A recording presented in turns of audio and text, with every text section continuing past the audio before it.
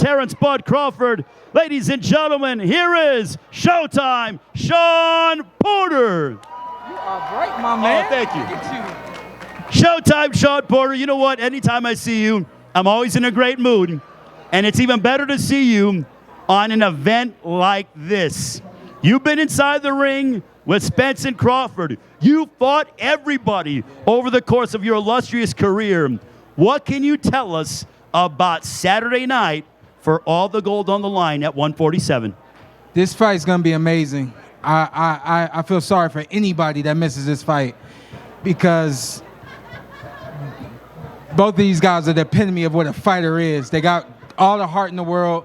Neither of them are gonna quit. A knockdown or getting up to knock the other one back down. You know what I mean? Like, this is just the speed, the power, the quickness. It's really, this is gonna be a fight of moments. And this is why I encourage everybody, like, don't blink, because this is a fight. This fight right here is a moment. Other fights are like, you know who's gonna win?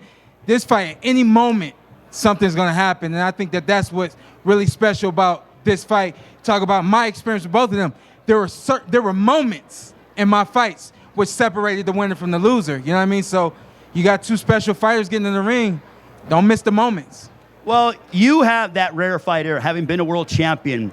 I want to go with Errol Spence first. What did you learn about him in your fight that you had? What a memorable encounter in September of 2019. Errol is going to stay focused. He's going to stay locked and loaded no matter what happens. He'll go down 5 rounds and he'll still stick with his game plan and work it and work it and work it until it works.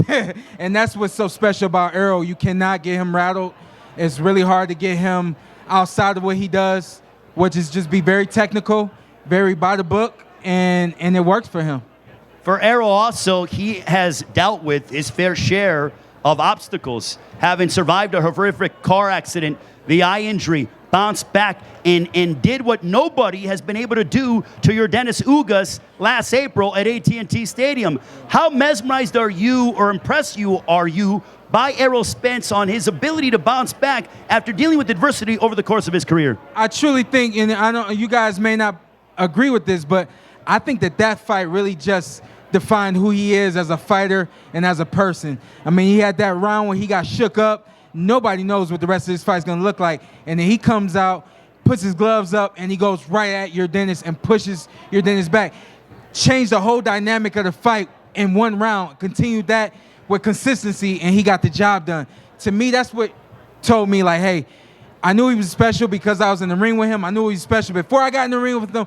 That right there lets me know exactly who he is. He's not going to quit. He's not going to stop. He's going to figure it out. And once he does, Now let's talk about the opposite side. Terence "Bud" Crawford, 39-0, 30 knockouts. Which, by the way, I said the exact same thing about Terence. Like, go ahead and ask your question. Oh, I want to say, what did you take away from? Same thing about Terence. I mean, you're talking about consistency versus consistency.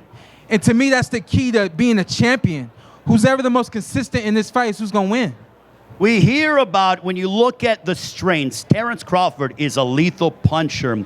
For Errol Spence, he's made no bones about the fact that he's going to bring the pressure. He's going to try to attack the body of Terence Crawford. In your estimation, is this fight determined based on who can withstand the other's firepower? Ooh. I do. I think for Terence, it has to be about breaking down Errol Spence and not allowing Errol to feel success. If Errol doesn't feel success, he's just going to keep forcing it, and that's when something bad could happen to him because he's forcing it. But if Errol's finding success getting to the body, finding success hitting the shoulders, the arms, whatever it has to be, Errol just wants to touch you. And as long as I can touch you, I know that eventually something good is going to happen, you know? So I think for Terence, it's just a matter of controlling the range and the distance and not allowing Errol to seek success moving forward. So it sounds like you're saying that Errol, when he gets going, kind of becomes like an avalanche and just keeps bringing pressure and really gains confidence as the fight progresses. Yeah, I've had people ask me, how is it that Errol gets stronger as the fight goes on? I said, it's not necessarily that he gets stronger, it's just the momentum that he builds round after round, along with breaking down his opponents. It looks like he's getting stronger. He's really not. It's just that momentum is building, and it just becomes this big, like you said, big ball, avalanche of snow, and it's hard to stop that. Shawn, you have been a part of some memorable events, big pay-per-view events all over them. What does it mean for a prize fighter to get to this rarefied era of headlining a pay-per-view event here in Las Vegas with the world watching? This is what it's all about. And early on, you don't even know that this is possible.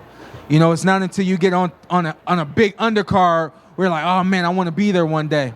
And so I know that this is the first time both of these fighters are having a big arrival, and the room is full.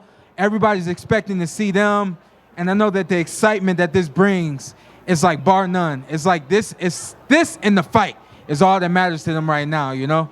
You know, I always ask you this question because I'm a selfish person in this regard. I'd love to see you back, but seeing all this, the lights, the camera, you know, everyone here, does it make you miss competing inside the ring? What time is it?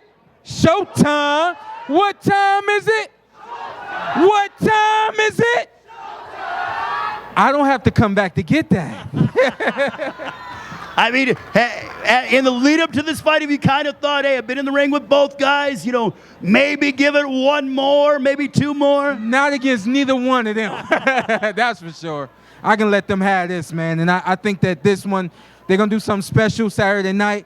And I'm looking forward to that immediate rematch because I think it's going to mean something. Definitely if this fight goes the distance. So you think that this fight is going to be so close, and I know that they have a rematch clause on both sides, but do you think that the fight is going to be, it sounds like you're telling me that the fight is going to be close, that it's going to warrant a rematch regardless? That's how I see it, but let's say it goes 5 rounds. Both of these fighters are known for making adjustments. And so let's say Errol knocks out Terence in 5 rounds. That immediate rematch clause, it could actually go the opposite way because both of them have shown that they can make adjustments. You telling me that you got a whole camp to get ready for something, you're not going to make that adjustment and get out of that 5th round and do something different and you win in the 6th round? It's possible. Well, also, finally, Shawn, before I let you go, how great of a year has this been for boxing? I mean, we were just here in the springtime for that mega event with Gervonta Davis and Ryan Garcia. Now, lo and behold, here we are in the heart of the summer where we have Spence and Crawford. For the first time in history, there will be an undisputed welterweight champion of the world crown in the 4-belt era. I think this is a special wave that's come for boxing where there's a lot of people out here in the world, especially America, that aren't boxing fans. I think before the end of this year, the amount of fans that boxing has will double. And I think it's going to continue from there because this wave we have right now is where great fighters are getting in the ring with other great fighters, putting on great fights, putting it all on the line, and that's what everybody wants to see. Showtime, always appreciate your expert analysis. We look forward to seeing you on Fight Night. Hey, how excited are you to be able to sit ringside and watch all this go down? I'm excited. Shameless plug. I'm launching my suit line, Shawn Porter Suits and Service. Suit line? Suit line. Uh-oh. Doing some things with GQ this weekend. Look at you. And, man, it just keeps getting bigger and better for me. So I'm excited for what these guys are going to do. I got no what do they call it? I got no horse in the race. You know what I mean? I got no dog in the race. I'm looking forward to a great fight, and I'm looking forward to the future for both these fighters. Ladies and gentlemen, give it up for the welterweight champion of the world, Showtime, Shawn Porter. Thank you so much for watching this video, and make sure to subscribe for more videos of your favorite fighters over here on Fight Up TV, and give us a follow online as well at Fight Up TV on Twitter and on Instagram. We appreciate it, guys.